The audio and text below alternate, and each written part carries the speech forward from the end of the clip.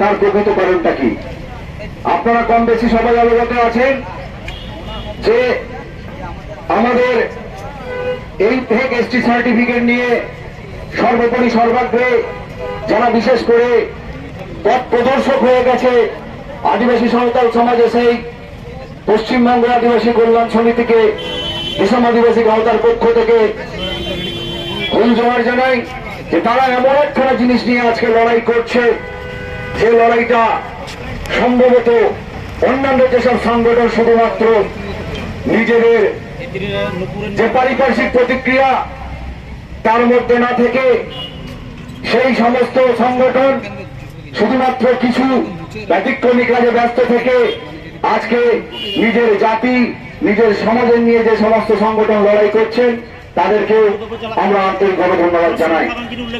আজকে শুনে খুব খারাপ লাগলো, আন্তরিকভাবে খারাপ লাগলো। নিজে একজন আদিবাসী সাঁওতাল পরিবারের ছেলে এবং কিছু আদিবাসী সাঁওতাল সংগঠন আজকের দিনে যখন এই ঘোষিত কর্মসূচি প্রায় 1 মাস আগে থেকে গ্রহণ করা হয়েছে, বিভিন্ন সংগঠনকে চিঠি চাপাটি করা হয়েছে, তারপরও জানি না কিসের লোভে, কিসের লালসায়, কোন মধুর লোভে তারা আজকের দিনে রাস্তা অবরোধ রেখেছেন এবং অনেকে তো অফিসের ঠান্ডা রুমে অনেক সংগঠন বসে বসে আজকে আবার আলাপ আলোচনা করছেন। তো তাদের বলবো তেহেন হয়তো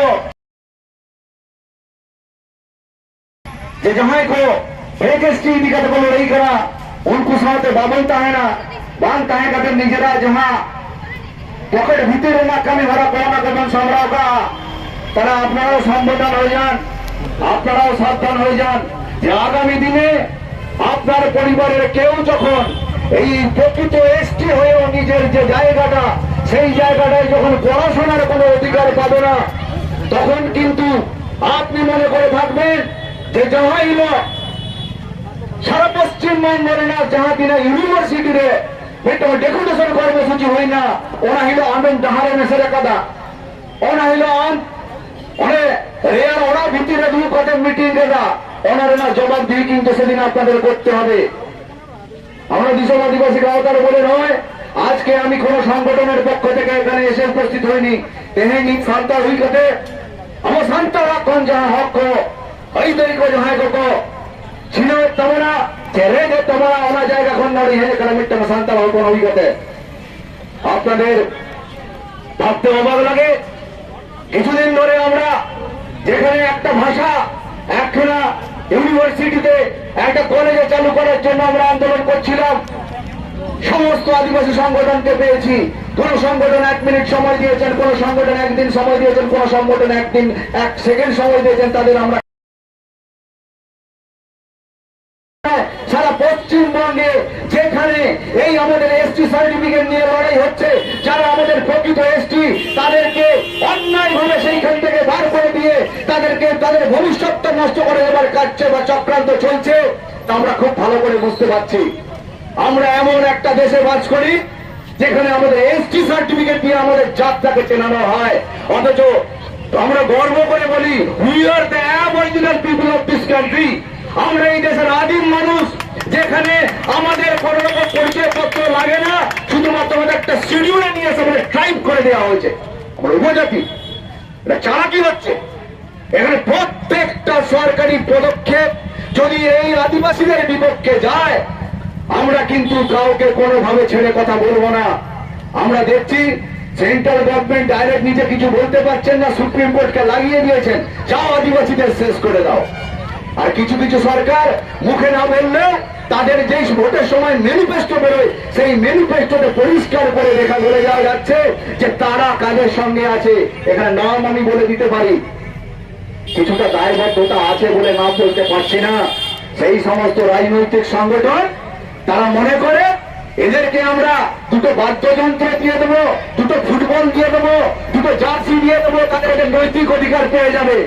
আজকে ভাবতে লজ্জা করে গতকাল রানীবাঁধের ঘটনা আপনারা দেখেছেন, আমাদের আদিবাসীদের বইয়ের দোকান যেভাবে ধ্বংস করা হয়েছে, মানে ভাবতে হবে বইয়ের দোকান নয়, ওইটা আমাদের বিদ্যাটা যে নৈতিক অধিকারটা, যে ফান্ডামেন্টাল রাইট দেশের আমাদের সংবিধান দিয়েছে, সেই ফান্ডামেন্টাল রাইটসটাকেই কিন্তু ধ্বংস করে দেবার একটা কুচক্রান্ত চলছে।